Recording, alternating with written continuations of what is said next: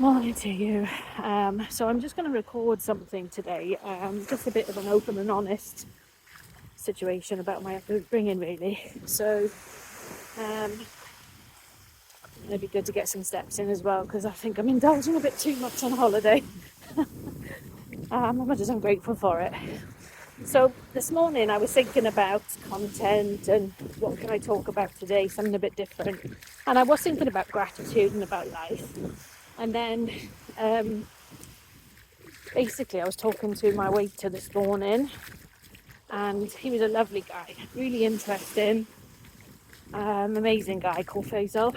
And bless him, he's been working here for 7 months away from his family because there's no jobs where he lives.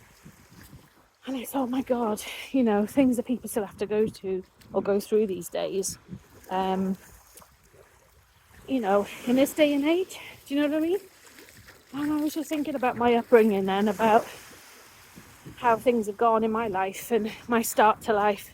And the long story is that my life and my upbringing certainly wasn't all shiny and, being a white girl and all the rest of it. It was far from a pleasant experience. And what I mean by that is, my mother said to me, "You were not planned, you were an accident. I never loved your father." And basically she was forced into marriage to my dad, because back in those days it was frowned upon. You weren't allowed to, well, you say allowed, but it was frowned upon to have a baby out of wedlock. And my mother was a teenager, my father was 21. Whoops, that's a big one. Wait. And move away a bit from there. So basically I wasn't planned, and not only was I not planned, my parents, as I say, had got married my mother got married to my dad when she was 8 months pregnant with me in her tummy. I then came into the world in January, and then we had nowhere to live because my parents were homeless. So we didn't even have a house for me, to come into the world. And it's from having quite a, living in a volatile environment with my parents, which quite clearly that marriage didn't work out. My mother and father got divorced when I was 8 or 9. And not beautiful. Sorry, I digress. So yeah, they obviously didn't work out, and it was full of domestic violence. It was full on physical fighting, screaming every single day. I grew up in a council estate. Not that I'm knocking it, and I just want people to understand that I did not grow up in a privileged life. Don't get me wrong. Living in a council house is seen to be a privilege in comparison to third world countries and all the rest of it. I understand that. But what I want people to understand is I was not in a privileged upbringing of sorts. Normal education, it wasn't private. I didn't do very well in school, and I still don't even have a degree. I did go to university twice. I have 2 qualifications from university, but they're not degree level. They're HNC level. One in business, which was my first one, which I did wear a cap and gown to. So it was a nice graduation ceremony, which was lovely, and I'm grateful to experience that. And then I did another HNC then when I was doing my nursing. So I did mental health nursing, and it was a combination of first year general nursing. My second year I did was mental health, because I have a found passion for mental health. Because of my mental health, my family's mental health, my dad is still battling with his mental health, and so many other people in the world are. And I've never been shy to talk about mental health. And, going through the menopause now, that affects your mental health 100%. Don't care what people tell you. I don't care what people think about menopause. I'm saying it from my experience, and I know it's real and it's horrible. I wouldn't wish it upon anyone. But I digress. So anyway, I was talking to my waiter, and he was telling me this morning at breakfast that So I was just chatting away to him, me being me. I genuinely love people. I like to see the best for everyone. I like to be kind. Whenever I go away somewhere, excuse me, I will always give tips to people, my waiter, my cleaner, whoever. I respect everyone. It doesn't matter at what level you're at. I think that's vitally important. I've had to work in various jobs over the years. I've had more than one job on the go in various years. And that includes working full time, working in a bar job, working in a nightclub, whatever, just to survive. So I completely respect everybody from whatever level, grade, whatever you are. It's irrelevant to me. You're a person. And that's ultimately where I am. My head is about integrity. I think you've got to have a lot of integrity. Anyway, so I was talking to this waiter this morning, and he was telling me about, living away from his family for 7 months, in this hotel that I'm staying in. I'm like, wow. And he still has a smile on his face. Excuse me. And that smile on his face is genuine. It's not a fake smile. You can see the warmth in his eyes and his smile. And you can see how happy he is talking about his family. And I'm thinking, wow, that's amazing. How amazing is that, to be able to just share for 5 minutes with someone about, their life. And that's why I love travel. This is why I love going to different countries. Not because I want people to be living miles away for months on end from their family, but because I get to experience different things, and it makes me so humble. Like I said to you, my life was far from rosy. Okay, I was certainly not born with a silver spoon in my mouth. I was born in Wales. Wales is getting better, but there aren't, in comparison to a lot of countries, yes, there are jobs there. Again, there are not as many jobs there as other countries in the UK. And I'm not, not knocking it. It's just that's how life was and still is. If you want to get a decent job, a decent paid job, you do have to go to England, to go to London, to go to wherever. But it's what you make of it, isn't it? Now, I just wanted to put it out there as well that I'm always striving for more, because I think life has always had to be a battle for me. I've always had to fight for things. To say I grew up on a council estate. I was living in the council estate for at least 11 years of my life. Moved to London, and believe me, there are different parts of London. There are the really wonderful, funky, trendy, affluent areas of London. And then the very run down, rough. And I don't mean that disrespectfully, but there are. Everywhere you go, there's a good and a bad area. In Wales, there's a good and bad area. There's council estates a lot. But I just want to make it clear that when I'm here and I'm on holiday, it's because I work hard. I'm not afraid to work hard. I'm not afraid to think about my future and about focus and determination. And I just want people to understand that it really is about your mindset. Like the waiter this morning, he chose to get away from his family because he knew if he worked 7 months away from his family, he could provide for them and his 7 children. And he speaks to them on the phone regularly. He catches up with them. That's how he was telling me today. As I said about him missing his family. And he says, well, he can talk to them, so it's not so bad, I just think, my gosh, life goes so quickly, guys. And I just don't want people thinking, oh my God, I wish I did this. And I don't want people having a what if in life. It's just, do something about it, guys. It's not, oh, there's a bug. It's not just about, it's not all about money per se. It's more than about money. It's a number of things. It's security for me. It's about not having to be in that situation again that I was in when I was a child. Not having food and things in the house because it really was bad. I grew up on powdered milk. So in the UK, I'm assuming you can still buy it, I don't know. But my mother was so skint of money. She couldn't afford to buy regular milk. So me and my sister, my middle sister, we grew up on powdered milk. And, you know, not as babies, I'm talking about all the way through our childhood, we grew up on powdered milk. So if we had cereal in the morning, if we were lucky to have cereal in the morning, we had to have it with powdered milk in the morning. Sorry, I don't mean to be foaming up my nose. Just walking along. But like you say about what's the word? Creating habits. If you do something enough, like 15 or 21 times, it becomes a habit. Well, drinking powdered milk on my cereal became so much of a habit that I could actually drink it in a glass, like you would drink a normal glass of milk.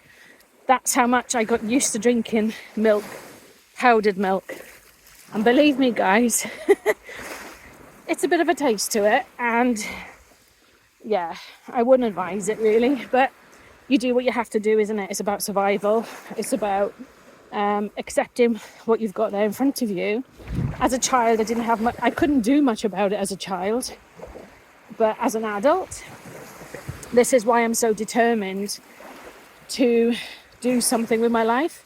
Now, yes, it's taken me a lot longer to get there, and that's because I've gone through a lot of crap over life, as have a lot of people. You know, I was once married, I'm now divorced. I've been divorced over 5 years. I'm now in a grateful, happy, wonderful relationship, and you know, I can't stress how happy I am now, and I'm very lucky to be in this place. But that's not normal to me in a way sometimes, because of such a bad upbringing that I've had, where my mother, my father divorced. I mean, I've got a really healthy relationship, don't get me wrong, but like when you've had parents that I've never saw eye to eye, where your mother constantly screams at you, you know, when there's a lot going on. I won't go into too much detail because I don't want to depress you either, but I just want to stress to you guys, from all the upbringing things, all the things that I've gone through, from all the going without, shall we say, because believe me, I've had to go without, as have a lot of people in life. But again, this is what makes me so grateful with life, because I appreciate when I am able to achieve something. I appreciate the people that are actually there to help me. You know, I am learning to ask for help. It's something that I have struggled with in my teens, 20s, even 30s, because through a really bad upbringing, I became so fiercely independent that I'm so used to having to deal with things by myself. I could give you so many examples, but, you know, and that's affected relationships as well. You know, I'm not saying I'm perfect. I'm far from perfect. I've really had to learn. I've had to heal a lot, and I'm still constantly healing. And yeah, you know, it puts things into perspective, I suppose, when you look back on life as well, and you just think, my gosh, you know, I don't want history to repeat. I've never had children. I certainly didn't want to repeat history like my mother. You know, my mother actually had a miscarriage before me at 17. Then she had me at 18. So, you know, what can I say? The miscarriage to me was alarm bells, guys, you know. But hey ho, that's my opinion. What do I know? And I get, yes, my mum was young as well. But suffice to say, I don't have the best relationship with my mother, and it's been quite a turbulent relationship. I do feel I used to be very angry with her, and I still sometimes have anger about her. But now that anger has now started to subside, I am trying to be more understanding. However, I find it hard to understand and be, I don't know if the word is forgiving, but I believe, this is just my personal view, changed behaviour is apology. And when that behaviour doesn't change, it doesn't matter if it's your mother, it doesn't matter if it's your boyfriend, your husband, your wife, whatever. If they apologise and then that behaviour happens again, to me, they haven't actually meant what they said about that apology. They didn't learn from that lesson. And the fact that they go out to hurt you again, or they behave in such a bad way that is disrespectful and very hurtful to you, like controlled behaviour, that's the other thing. My mother was very, very, she'll never admit it, but she was very controlling. And, she has no filter on her as well, which I try to have a filter. I try to sort of keep my thoughts to myself if they're not good. I like to be kind, and if I have got nothing good to say, I say nothing at all. And I try to stick with that because I don't want to hurt people. However, if you ask me for my opinion and you want me to be giving you my opinion, it will always be honest. But whether you like that is another thing. But that's what I will say. I don't do fakeness. I can't stand it. I'm an open book. I wear my heart on my sleeve. And I know this is a long video, guys, but I'm just reflecting on life. And I just think what I'm trying to say is this. Out of a bad upbringing and multiple things in life, in my adulthood going wrong, you still can do something about life, is what I'm trying to say. You can still pick yourself up. You can still try again. Don't give up. And I certainly haven't. Creating my business now online in travel, hence me walking on the beach, is a passion of mine. It's about meeting people like my wonderful waiter today, who made me feel so humble and so grateful. Not only did I get to meet him, that he was kind enough to share his story with me. And it just made me think, wow, this is what life's about. Not because I wish him to be away from his family, like I say, but it just puts life into perspective. Yes, I'm a bit of a petrol head. I doubt, even if I have the money, I doubt I'll ever have a Ferrari. Much as I might like listening to the engine purring, or an Aston Martin, because I do like cars. But I like to put money into things. I like to give back. Hence why I like to give tips to people. Now, you don't have to tip anyone here in the hotel. It's just my choice, because I like to give back. That's where I like to spend my money. That's what I like to do. It's not just about jumping on a plane and being in this beautiful weather, seeing that beautiful view. It's about meeting people along the way, learning cultures, experiences, trying different foods, whatever. And yeah, just living life, I don't really I have a lot more than a lot of people in this world, which I'm grateful for, but in the grand scheme of things, no, I don't live in a big house. I don't have a fancy car. I just have the necessities to survive and keep a roof over my head, but I have to work for that, I don't, it doesn't come easy, is what I'm trying to say. I'm sorry if I'm filming this really badly today, guys, but obviously I'm walking along the beach. But I just wanted you to see that this is what it's all about for me. This is what it's all about for me, I'm not a drinker, I don't smoke, I don't do drugs. It's a choice. And believe me when I tell you this, especially when I lived in London, there were many a times I could have gone down a completely different route where I probably wouldn't be here right now. But I stuck to my guns and I listened to my gut, I listened to my intuition, and I knew there was more that I had to do. I knew there was more that I had to give.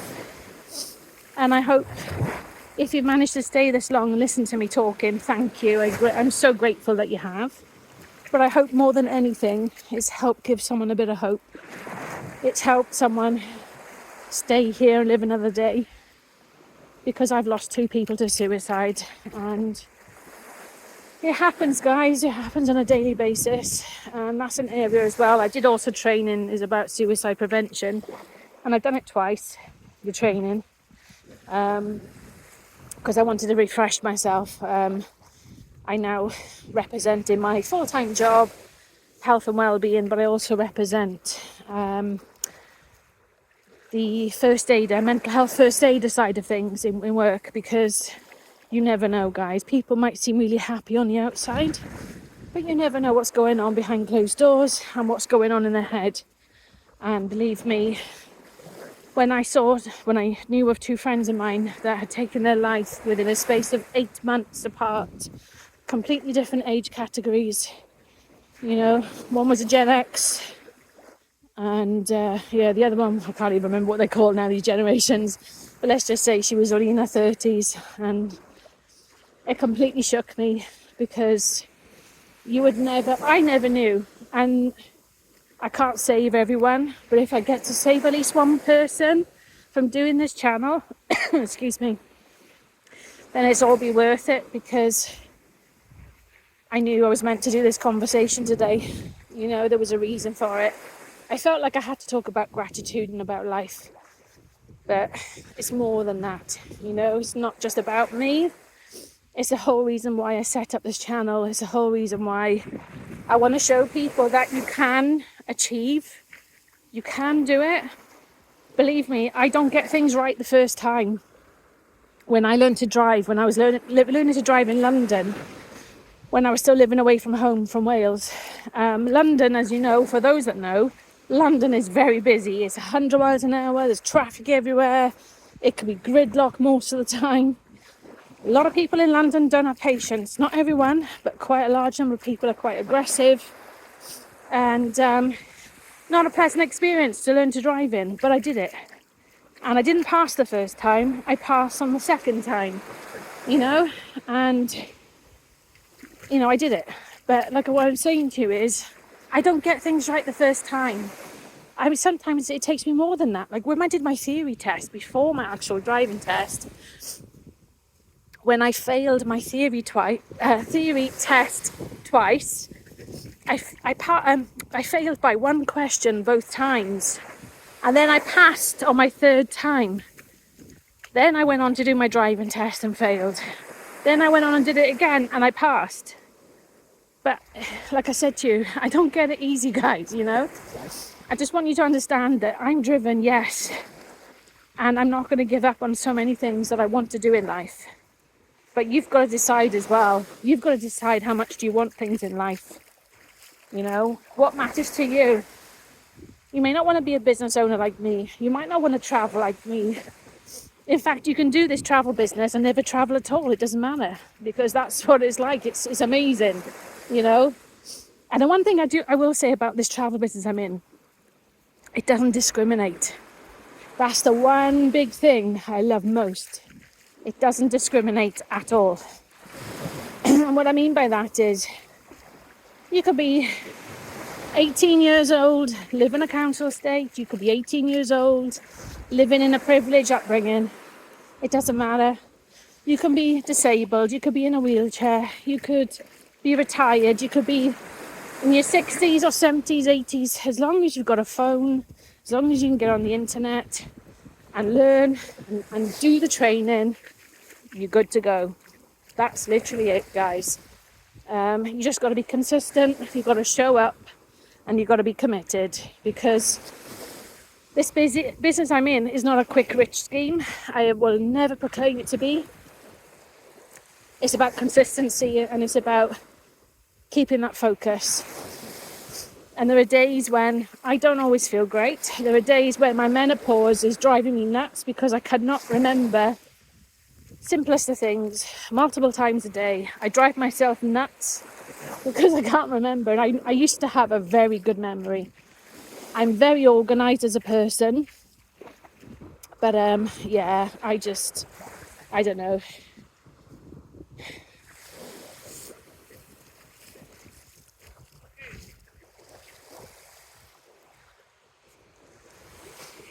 So I'm walking around. There's a guy there with a gun. Talk about being in a different country, guys. So I turn around and walk back now, because I've walked quite a way. But anyway, so what was I saying? Different life, hey? Walking along the beach and there's a guy with a machine gun. Wow. I know there was a disaster that happened some years ago here in Tunisia. I can't remember where exactly. It could be here where I'm at now. I don't know. I don't want to dwell on bad things that happen, but I know it does happen, don't get me wrong. I am realistic about things. But there we go.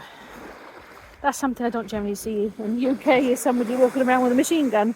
But he was in uniform, so he looks like the police or security or something. So don't worry, guys. Oh, just saw a baby crab. That's cute. So anyway, I'm going to stop waffling. And I just want to share this with you. Like I say, my life hasn't been a bed of roses, guys. Far from it. But please, please just believe in yourself ultimately. Don't give up. Don't think, oh, because I'm a certain age, or because I'm going through the menopause, that I can't do X, Y, and Z when you can. Just be kinder to yourself. Take time. I can't remember things like I used to. So when I learn things now, I've always had to write things down anyway. But it will take me sometimes twice as long to learn one thing, but I still persevere. Because maybe that's the stubbornness inside me, I'm not perfect, but I'm driven. And I know that when I get something, I can run with it and I know I'm good. I'm good to go, So whatever it is you want to pursue in life, maybe it's travel business, maybe it's just travel, maybe it's just being a homeowner, maybe it's learning to drive, maybe it's, going to university, college, whatever, education, whatever it is that means to you, what matters to you, do it, guys. Try it, don't give up. Just don't give up, guys. Just believe in yourself, ultimately. So, enough of me for today. But thank you for being here as always. Thank you for the community that we're slowly growing, and I'm very grateful for. I'm very, very grateful for indeed. But like I say, guys, most importantly, just be kind. You never know what's going on behind closed doors with people. You don't know what's going on at all. And like I say, just try and be kind, guys. I know when you're hormonal, you have less patience. I get it. But try and just have 5 minutes, or just try and count to 10, 20 even if you have to. Or get up and walk away, take 5 minutes out, go to the toilet, do whatever it is, wherever you are. But try not to react aggressively or nastily. There's a lot of bad things going on in the world, and we don't need any more nastiness, do we? So that's enough of me talking for today. And I'll leave you with a beautiful view today of Tunisia. I'm in Hammamet in Tunisia.